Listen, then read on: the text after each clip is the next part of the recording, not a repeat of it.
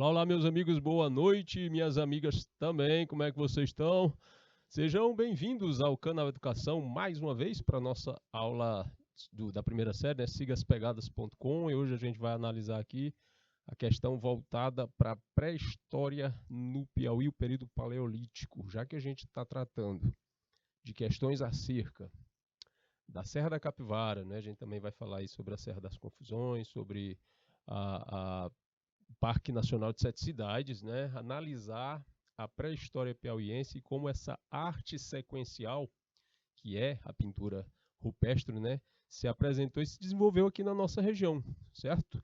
Então vamos lá, hoje 14 de setembro, nossa aula se organiza assim, com o objeto do conhecimento, pré-história piauiense, período paleolítico. A gente vai já explicar como é que se dá essa separação, essa divisão, né, em períodos. O objetivo é conhecer os aspectos estruturais e a organização sociocultural das comunidades pré-históricas aqui na nossa região, hoje politicamente denominada como Estado do Piauí. E no final a gente tem umas questões para resolver aqui juntos. Pintura rupestre. A palavra rupestre serve para denominar toda a atividade humana em relação à produção de cultura e tecnologia, sim, tecnologia para o ser humano viver naquele período, para desenvolver caça, pesca e coleta e se organizar socialmente, ele teve que desenvolver técnicas. E a tecnologia nada mais é do que o estudo e desenvolvimento dessas técnicas, ok? Então, tudo que se refere a esse período pré-histórico pode ser referenciado com essa palavra, né? Rupestre. Então, arte rupestre, cultura rupestre, tecnologia rupestre e por aí vai. Mas por que rupestre? Por causa da palavra rupes, que significa rocha, ok? Então, tudo relacionado à parte da rocha em si, da pedra, porque também a gente tem a divisão dessa pré-história em períodos, e os dois primeiros períodos têm a ver com pedra, pedra lascada e pedra polida. Aqui na imagem, a pintura no Boqueirão da Pedra Furada, em São Raimundo Nonato. Essa imagem é conhecidíssima no mundo inteiro, não só aqui, não só lá na região, não só aqui no Piauí, mas referenciada no Brasil e muito conhecida e respeitadíssima no resto do mundo, por causa das pesquisas realizadas aqui dentro desse, né, processo de conhecimento da arte rupestre brasileira. Então vamos lá. Como eu estava dizendo, rupes vem do latim, significa rocha. Daí vem o nome rupestre, do qual se compreende qualquer coisa relacionada à pré-história. Qualquer coisa, tecnologia, cultura, desenvolvimento artístico, pode ser usado esse adjetivo, né, rupestre. O nome arte rupestre vem do fato de a grande maioria dessas manifestações terem sido produzidas sobre rochas, principalmente de cavernas. E os primeiros registros datam de 30 mil anos atrás. Ah, professor, é porque os homens, né, da pré-história viviam nas cavernas. Tem aqui uma informação que é meio contraditória. Na verdade, a caverna não servia exatamente de moradia para o homem pré-histórico. Era mais uma coisa mais assim ritualística, desenhar e pintar nas paredes das cavernas e de grutas. Servia para proteção? Servia para proteção, sim, mas não era sempre. Era muito esporádico. Por quê? Você já entrou numa caverna? Já viu como é complicado? Iluminação, umidade, animais peçonhentos, né? Cobras, aranhas e outros tipos de animais, como escorpião, por exemplo. Imagine naquele tempo, que era em muito maior quantidade, e também podia ter animais maiores, então ficava muito perigoso. Okay? Então, morar nas cavernas não era exatamente o termo que se deve usar. Os homens viviam ali em costas de montanhas e faziam abrigos para se proteger. Bom, a pintura surge do desejo do ser humano de observar e imitar o que vê. talvez a primeira imagem tenha surgido assim ao acaso. Alguns estudiosos sugerem que, ao ver uma sombra figurativa formada na superfície da rocha, o homem foi estimulado a reproduzi-la. Ou, assim, tipo com curiosidade, né? Ou então que as mãos sujas de alimento, de sangue ou de gordura, ele pega e marca a parede da pedra, da caverna, enquanto se alimentava, e faz a marca da mão, como se fosse um carimbo. Então, existe um pressuposto que parte desse raciocínio. Talvez o homem pré-histórico desenvolveu esse interesse por grafar a imagem na pedra por essa curiosidade. Uma projeção de uma sombra na parede da caverna, você observa e pensa, nossa, que interessante, eu posso aqui de repente fazer um contorno e fica igual. Hoje em dia isso não é muito assim, alguém parar e pensar e fazer isso, porque a gente tem um monte de distrações hoje. Mas naquela época onde não tinha nada do que a gente tem de distração hoje, então a distração era o que tinha disponível, como uma sombra projetada na parede. Na coisa da mão suja de gordura ou de sangue ou de alimento, o ser humano olha a mão, marca na parede, né, e repete a ação. Em algum momento surge a associação da mão e da imagem. Nessa pintura, os grafismos da mão impressos na pedra surgem depois da aplicação da tinta sobre a mão. A mão funciona como carimbo. Os humanos pré-históricos utilizaram mãos e pés para deixar desenhos carimbados nas rochas. E também, talvez, pela necessidade da busca da perenidade, isso, do eterno. Porque o ser humano pré-histórico já entendia que ele era finito, que a morte era um destino. E a partir do momento em que se entende a morte como destino e começa-se a questioná-la, é provável que ao mesmo tempo você passe a buscar uma perenidade. Ou, não de viver para sempre, mas de uma marca que deixe um certo legado.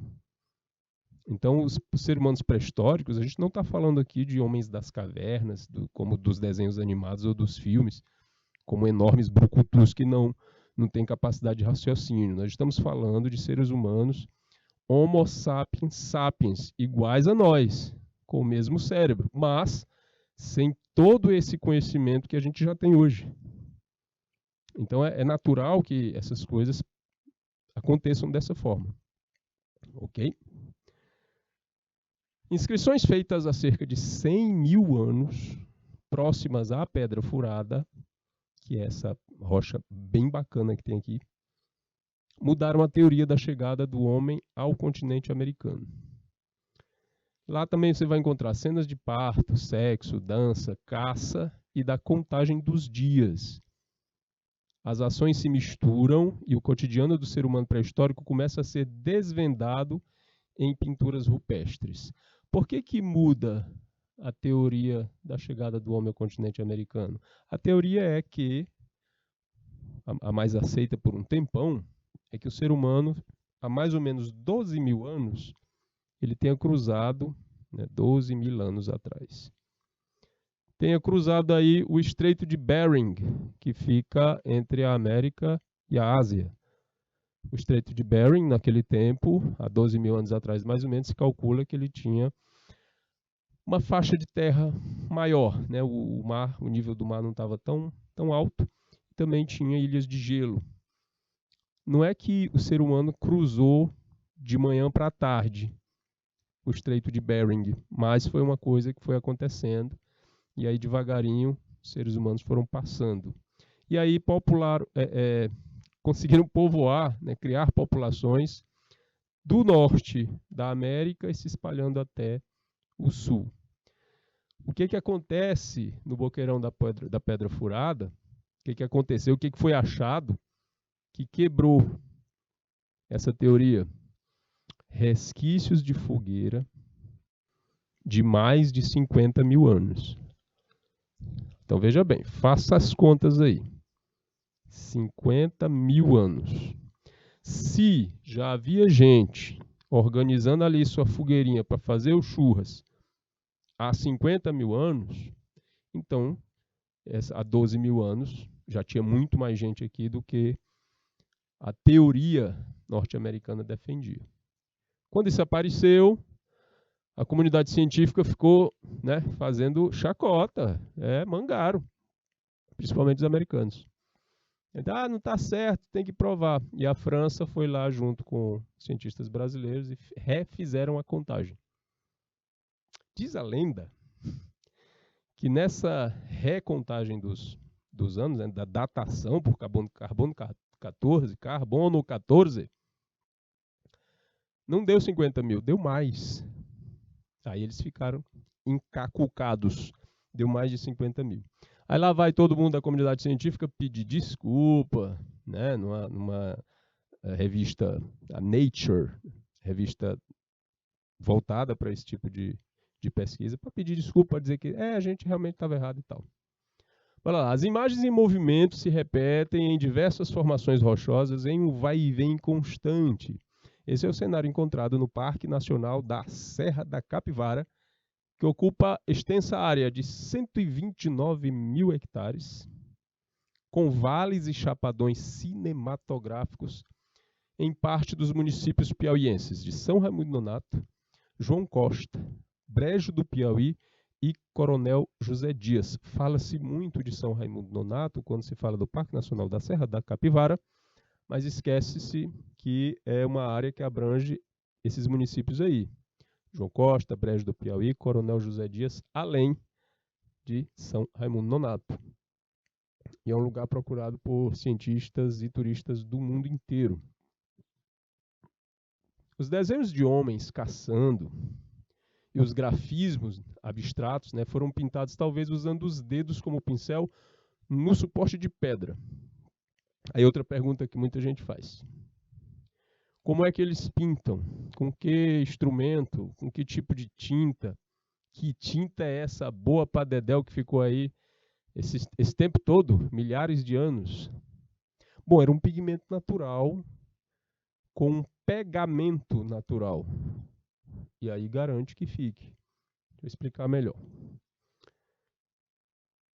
Sangue, muito provavelmente, né?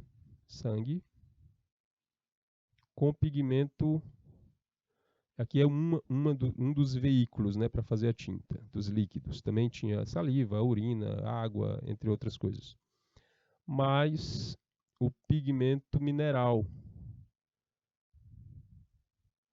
Pigmento é aquilo que dá cor à tinta.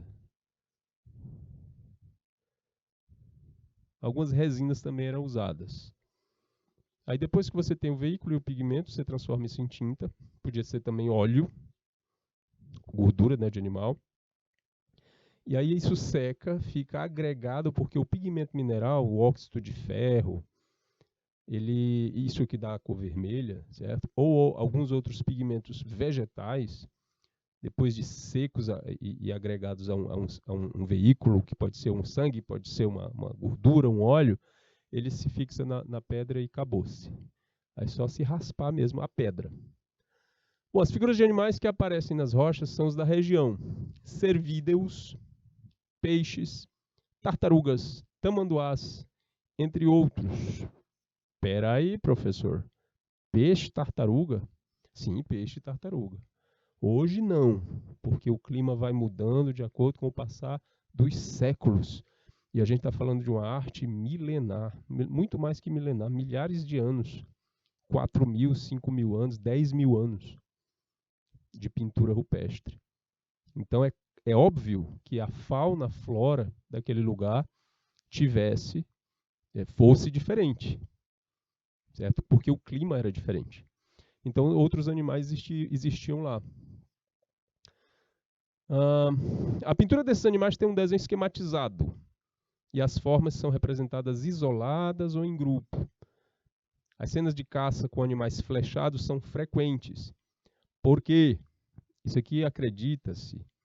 Certo? As cenas de caça com animais flechados são frequentes. Acredita-se, uma das hipóteses mais aceitas no mundo todo acerca de pintura rupestre é que houvesse um ritual em que a imitação da imagem do animal na parede da caverna, na parede da encosta rochosa, já garantisse a captação da essência vital desse bicho, que a gente vai chamar de alma. E se ele fosse pintado, flechado, ferido, machucado, já seria ritualmente um adiantamento para o sucesso dessa caça. Esse tipo de ação a gente vai chamar de proto-religião. Uma das ações que origina rituais, que origina um conjunto de outros rituais que desenvolve para uma coisa que a gente chama de religião. Isso dentro da visão histórica. Ok? Bom, como a grande maioria desses animais hoje está em fase de extinção ou extinta, a arte rupestre tem também uma importância histórica como memória viva do planeta. Porque tem alguns animais, por exemplo, como as preguiças gigantes, que são retratadas nas pinturas rupestres, mas que não existem mais. E a comprovação são os achados arqueológicos, certo, dos esqueletos desses animais, ou parte desses esqueletos. Então, uma coisa vai comprovando a outra. E o estudo arqueológico, ele se divide em várias áreas de arqueologia, paleontologia e do estudo da história da arte rupestre. Então, é um monte de profissional que vai estudando cada um na sua área, depois junta todo esse mosaico e se cria um cenário maior para explicar a vivência de pessoas naquele tempo, naquela região. Aí aqui a gente tem, nessa nossa figura, pintura rupestre no Parque Nacional da Serra da Capivara. A gente vê aqui um cervídeo, ou seja, da espécie dos cervos. Aí vem todos aqueles, inclusive os veados, né, são dessa espécie. Aí um bocado de molequinho aqui, quando era criança a gente chamava os bonequinhos que a gente brincava de molequinho. Um bocado de molequinho brincando, correndo atrás desse cervo, outros aqui em linha, talvez organizados numa dança. Aqui um outro animal, provavelmente um outro cervídeo. E aí era coisa da caça, certo? E do ritual de prender a essência vital desses animais. Tudo era esquematizado. O ser humano em si, ele não era representado de forma natural. Tem aí outro pensamento, né, outra hipótese levantada, porque o ser humano não é representado de forma natural em nenhuma pintura rupestre, em nenhum lugar do mundo. No máximo, um contorno mais ou menos parecido com o nosso. Mas em nenhum lugar do mundo tem uma pintura que retrate uma pessoa naturalmente. Ah, professor, mas eles não sabiam fazer esses desenhos. Gente, eu acredito que aqui vai ter, lá na questão talvez, uma pintura da caverna de Chauvet, na França. Na França e na Espanha, a gente tem exemplos muito bons de como os homens pré-históricos sabiam representar a imagem que eles viam. Caverna de Altamira, na Espanha, e as cavernas de Chauvet e de Lascaux, na França, são exemplos disso. E na caverna de Chauvet a gente tem animais perfeitamente desenhados, com detalhes assim, certo? Muito bem feitos. Então, se havia essa habilidade, por que o ser humano não era representado também assim, com essa mesma realística? A hipótese é que essa coisa de você pintar, desenhar uma imagem e torná-la presa, a essência vital fica presa, a alma fica presa na imagem, é que fazia com que o homem não fosse tão fiel na sua representação, porque ele tinha receio de também ter a sua vitalidade, né, presa naquela imagem. É a hipótese mais aceita. E ele se baseia em quê? Em um monte de coisa, um monte de evidência. Uma delas é de tribos na África e na Oceania, na Polinésia, que até hoje, se você chegar lá e tirar foto deles e mostrar as fotos, eles ficam assustados, porque eles acham que a alma deles está presa na foto. E por aí vai. Período paleolítico. Que período é esse? O primeiro período da pré-história. São 3 períodos: paleolítico, neolítico e idade dos metais. Paleo significa antigo e lítico é pedra.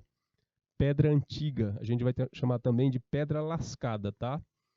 Porque é nesse período em que todas as ferramentas, os instrumentos são feitos com pedras lascadas mesmo. Você bate uma pedra na outra e aí você cria um gume de uma faca, por exemplo, para poder cortar um machado, alguma coisa assim. Então as pedras são lascadas para isso, para servir de instrumento, de ferramenta. Com o tempo, o desenvolvimento e a observação de como isso poderia ser melhorado, e a gente bota aí bastante tempo, viu? Aí essa pedra passa a ser polida. E aí aparece um novo período, que eles vão chamar de pedra nova, ou pedra polida, que é o neolítico. Aí os homens observam, os homens e as mulheres, cada um na sua, porque o serviço era muito bem dividido. Às mulheres cabia ficar na aldeia, vamos falar assim, cuidar da cria, porque ela tinha que amamentar. E aí, ficando por ali, o que as mulheres fizeram? Elas observaram um monte de coisa, inclusive que as sementes brotavam, se você plantasse. O que a mulher faz? Ela cria a agricultura. Depois de colher essas sementes, ela vai por observação, percebendo que algumas delas, em contato com água ou de molho, elas vão fermentar. Aí a mulher pega e cria também o quê? A cerveja, a partir da fermentação da cevada. E por aí vai. Aos homens cabia mais a caça, a coisa do campo. Então, é entre os homens que se desenvolvem machados, instrumentos de corte mais eficazes, flechas, as armas, né? E as ferramentas. E entre eles também aparece a história da guerra por causa disso.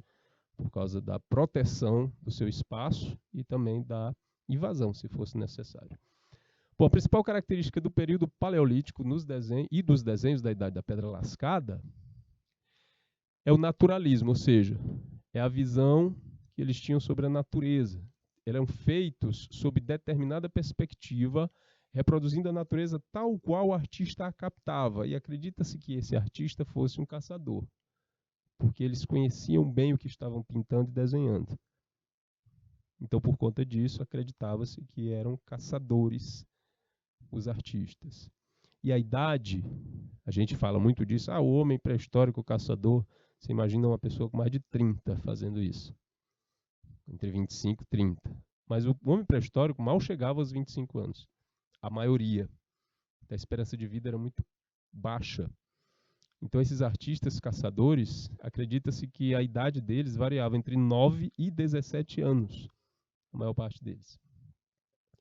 Bom, atualmente a explicação mais aceita é que essa arte era realizada por caçadores em um processo ritualístico por meio do qual se preocupava em interferir na captura de animais. Ou seja, o pintor caçador do Paleolítico supunha ter sobre o animal, desde que possuísse sua imagem, ter poder sobre o animal.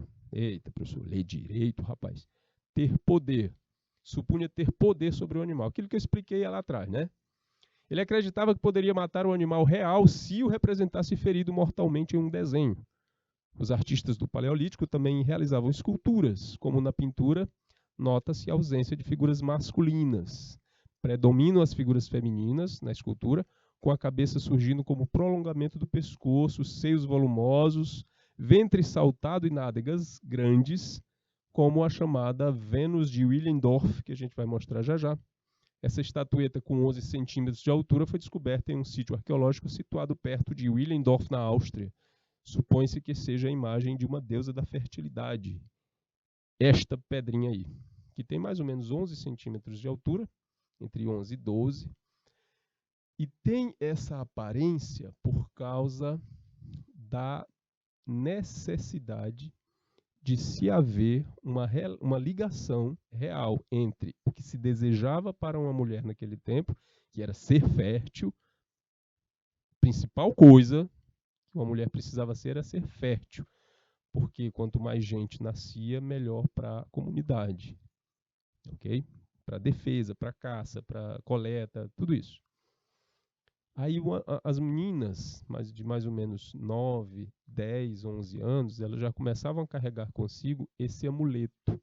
Isso era uma espécie de amuleto, para que elas pudessem ter, aí vocês percebam aí já a ideia ritualística de fé nos amuletos. E do papel da mulher como a criadora de outro ser humano. O homem, a maioria dos homens, vou dizer a maioria não, o homem não sabia ainda que era na relação sexual que ele tinha participação na criação de outro ser humano. Ele achava que aquilo tudo era uma coisa só exclusiva da mulher. E por isso as sociedades naquele período eram, apesar do papel masculino dividido, eram sociedades matriarcais. Ela é de calcário, 24 mil anos antes de Cristo, mais ou menos, achada, né, nas proximidades da cidade de Willendorf, na Áustria.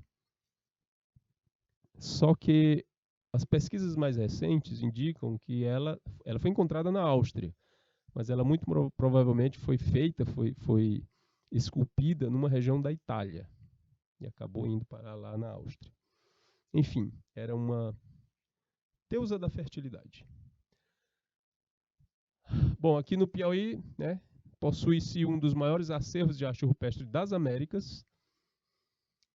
O quadro retrata as belezas dos parques Serra da Capivara e 7 cidades. Centenas de sítios arqueológicos desafiam curiosidades dos visitantes. O Piauí é um dos estados do Brasil com maior concentração de arte rupestre das Américas.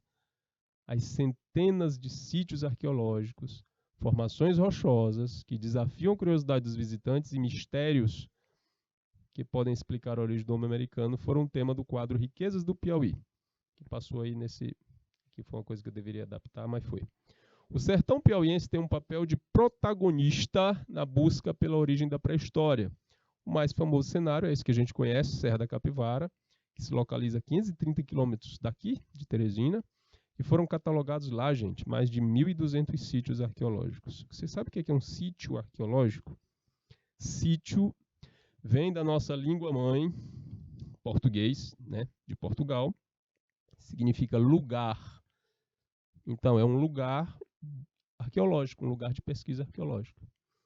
Ah, professor, mas no nosso português aqui, sítio é outra coisa. Sítio é lá no interior, onde é um pedaço de terra que a pessoa cuida, né, o sítio da avó. Mas lá é um lugar também. É um lugar no interior. Como é que você chama um lugar específico para pesquisa na internet? Não é um site? Sabe o que é site? Site em inglês é sítio. É um lugar no universo virtual. Entendeu? Então é um lugar arqueológico. São 1.200 e conta com pinturas rupestres feitas em rochas e paredes de cavernas feitas há milhares de anos. Isso já foi colocado para vocês. Mas o parque foi criado em 1979. Eita, faz tempo. Em função da proteção dos sítios arqueológicos. Ou seja, sentiu-se a necessidade de proteger-se os sítios arqueológicos, aí cria-se um parque nacional. Cria-se um parque, pode ser municipal, estadual, nacional. Nacional é bom porque vem mais recurso, certo? Para poder manter a coisa. Nós temos aqui descobertas valiosas para a nossa região e para o mundo, por isso somos referência na América. A analista ambiental Melina, fazendo pesquisas, pontuou isso aí. De acordo com o Instituto do Patrimônio Histórico e Artístico Nacional, o IPHAN, os vestígios se espalham de norte a sul do estado, cobrindo uma área de 70 cidades. Então não é só lá em São Raimundo Nonato. Lá tem mais, mas o Piauí todo está respingado, certo? De patrimônio pré-histórico. Rico em arte rupestre, o Piauí tem um dos mais importantes vestígios que ajudam a recontar a origem da humanidade a partir da pré-história. E muita gente vem para cá para estudar esses vestígios.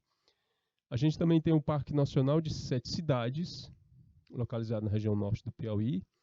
É um lugar repleto de formações rochosas, fascinam cerca de 30 mil turistas por ano. Eu lembro, no período de escola, disso ser uma referência para viagens escolares. A gente aguardava todo ano um projeto da escola que levasse alguma turma para o Parque de Sete Cidades. Eu acabei indo no ensino médio.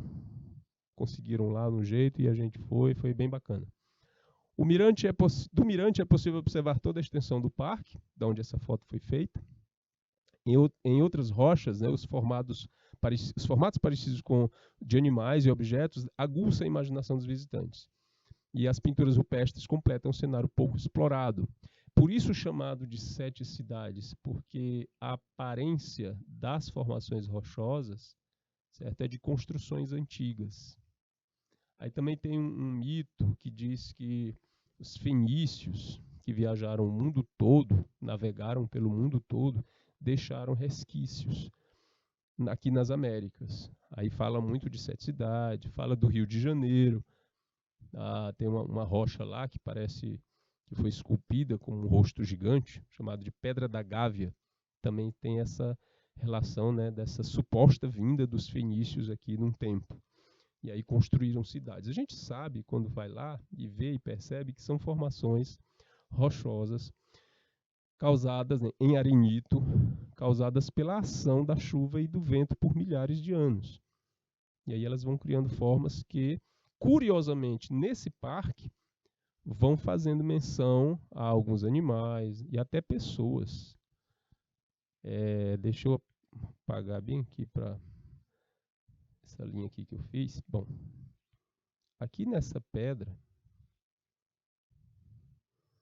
essa bem aqui, destacar ela bem aqui, ela tem um desenho que lembra o busto do imperador Dom Pedro I.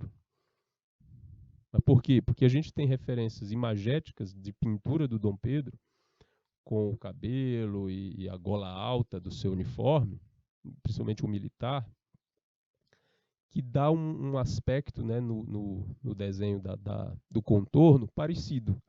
Aí a gente já associa. Isso é normal acontecer. Okay? Aí chama Pedra do Dom Pedro, entre outras coisas. Tem uma pedra lá que é a cara de um elefante, tem outra que parece um cachorro, tem uma que parece um cálice. Mas também tem pintura rupestre. É um parque fantástico de se visitar. E tem o complexo geológico, né, da Serra da Capivara e Serra das Confusões. Essas mudanças ficaram marcadas nas formações geológicas que compõem a Serra da Capivara, no sudeste do Piauí. Ali ainda pode ser vista parte da floresta tropical úmida, né, do Pleistoceno e a vegetação da Caatinga, formada no Holoceno. Aquela história que eu falei, que vai mudando o clima, vai mudando a flora, vai mudando a fauna. Então, esse bioma conhecido como Caatinga que a gente tem no Nordeste, aqui, boa parte do Nordeste do Piauí, apareceu nesse período do Holoceno, né, uma dessas eras geológicas aí. E a floresta tropical úmida, certo, no período do Pleistoceno. Okay? Da megafauna, restaram numerosos fósseis estudados pelos paleontólogos. Essa megafauna inclui tatus, preguiças gigantes e outros animais. Aqui a gente vê na figura o vale criado pela ação do vento e da chuva e das águas, certo? Isso aí foi o local onde correu muita água, depois foi desviado. Tudo isso era local de mar, inclusive. Essas rochas, em sua maioria, são arenito. Arenito é uma formação sedimentar, certo? Que antes eram dunas de areia. E aí elas vão se sedimentando, e aí vão sofrendo a ação da chuva, do vento, e vão se solidificando. Ela pode criar placas, como no cânion do Rio Puti, certo? Ou ir se deteriorando assim, da forma que você está vendo aí na figura. E aqui mais uma pintura rupestre com uma pessoa, né, pegando um tatu pelo rabo. E tatu era uma coisa comum de se ver. É uma coisa comum de se ver nessas pinturas. A fauna atual da Serra da Capivara é composta por animais de pequeno porte e médio porte, como tamanduá-bandeira e tamanduá-mirim. Várias espécies de tatus, veados, macacos pregos, mocó, Um pequeno roedor típico da caatinga e a onça pintada e a vermelha, e o maior predador da região, além de dezenas de espécies de aves, lagartos e serpentes. Ok? O complexo geológico da Serra da Capivara é formado por uma cadeia contínua de serras cortadas por vales, desfiladeiros que formam paredões verticais. Muitos dos caminhos e trilhas hoje percorridos pelos visitantes no atual parque foram vias abertas e utilizadas por grupos humanos desde as épocas pré-históricas. Então é um lugar que já existia assim quando a ação dos seres humanos começou a aparecer lá. As pinturas têm diferentes datações, o que indica que a região foi habitada de forma ininterrupta por mais de 40 mil anos, e seus autores pertenceram a diversos grupos étnicos, então, ou seja, vários tipos de pessoas, né, por todos esses anos, trocando de posição, né, na região. Uns iam para um lado, depois eles iam embora, depois apareciam outros. As pinturas não são homogêneas nem padronizadas, as temáticas variam, como também o estilo, a composição das figuras e as técnicas de registro. Os especialistas classificam as pinturas em tradição nordeste, tradição agreste, tradição geométrica e os outros, né? Os seres humanos são pintados isolados ou em grupo, usando ornamentos, armas e outros objetos.